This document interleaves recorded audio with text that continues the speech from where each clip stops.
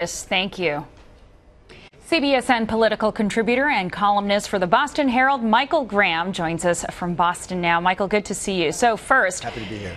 The departure of Secretary Price happens to come on the same week that the GOP's latest effort to repeal Obamacare fails. Do you think that played into his leaving, or was this all about using taxpayer dollars to charter jets?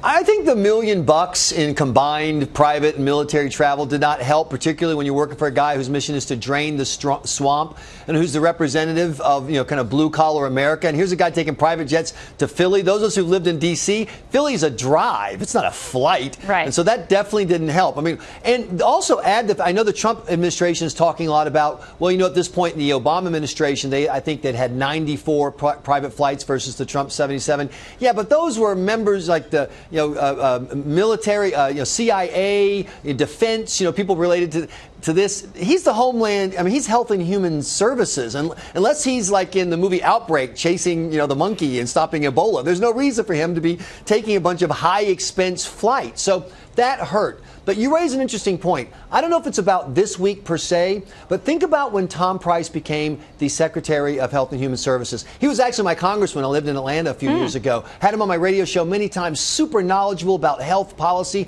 A lot of people thought this is Trump's best secretary pick, best cabinet pick, because he knew the issue so well and big things were expected. Now think about the past 8 months.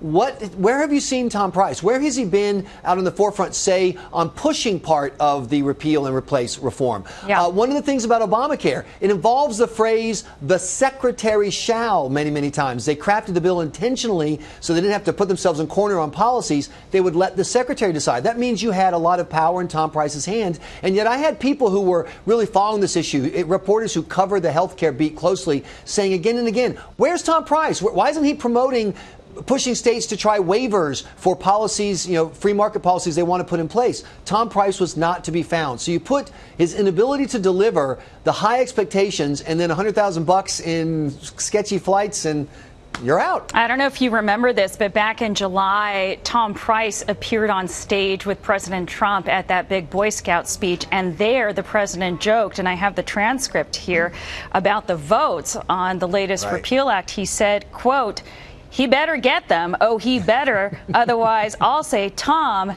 you're fired." End quote. OK, I want to move on. Well, let me just remind you, though, that in the House, where Tom Price is a creature of the House, they did, in fact, get votes there. But True. I think people were really expecting Tom Price to kind of be basically the Tom Brady on health care in general, out pushing, here's why Obamacare's failing. Here's an initiative we can do. Here's an argument senators can take back home. And he was the invisible man. Yeah, I couldn't get through the segment without a Patriots analogy. I didn't think it'd come that fast, though. Let's talk about what else the president might be able to sell on his agenda. He is touting his party's plan for tax reform. He vowed to pass tax cuts he says will help bring jobs back to the U.S. Do you think the president is fully committed to this Republican plan? And will he be able to help sell it to all the constituencies that will be affected by it? Donald Trump is committed to winning. He wants a win. He needs a win. He knows it. And I think you see it out in his approach. The people around him, I think, are being smart by having him lead with the manufacturing side, because obviously that appeals to part of his base in those Rust Belt states where it's been hurt. It also is one of the things about his tax approach that I think people can understand. The Democrats are highlighting it's tax cuts for the rich and rich. Yeah, well, people get that corporations tend to be kind of big and they tend to spend lots of taxes. They also get that corporations, companies, businesses hire people. And so it's not a complicated argument to say, hey, look, if right now we have the highest taxes for our corporations, if we just get down to competitive taxes, that will free up money, and they're going to use that money to buy new equipment that somebody has to build and hire new people to run that equipment. And that's, to me, the easiest straight up argument, particularly for Donald Trump to make to support this tax plan. All right. Before Republicans can get to tax reform, they have to, of course, pass a budget. And the Senate Budget Committee has released its budget blueprint. But both the blueprint and this GOP tax plan would raise the deficit by trillions of dollars. What happened to the GOP cause of a balanced budget? So you've been watching the Republican Party nominate and elect Donald Trump and support him for 8 months, and you're asking me about something like deficits?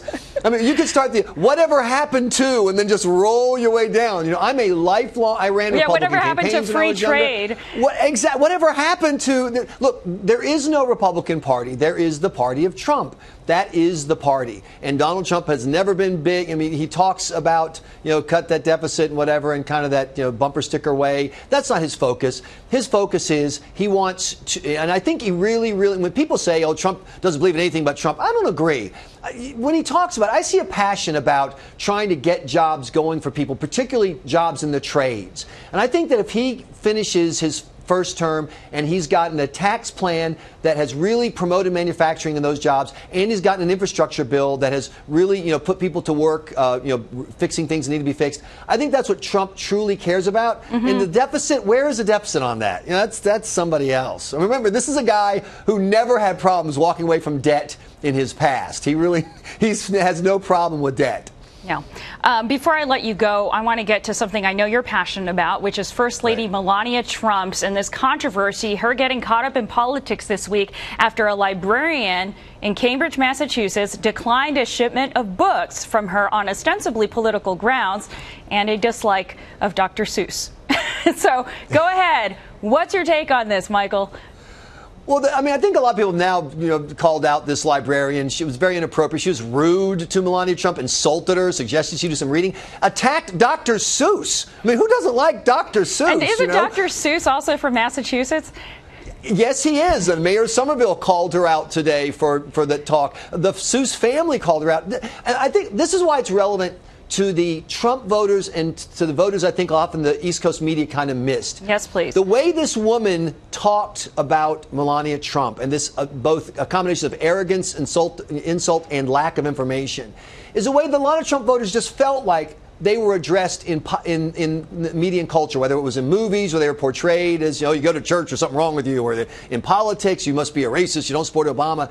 That attitude that she exudes is part of one of the reasons why Hillary Clinton didn't win again. Not because Hillary spoke that way, but because the people that refused to vote for her, they felt like she was on that team of kind of looking down, condescending, insulting. And I think if you read that letter that the librarian here in Cambridge posted, everything that Democrats need to deal with is in that letter. And if they can deal with that and reach out to those voters and not look condescending or judgmental, but look like we want to be partners with you for a better life, that's a path forward. But as you can see from her and from some other news stories lately, they don't seem to be picking up on the let's stop calling Trump voters names message very much. Michael Graham in Boston. Thanks, Michael.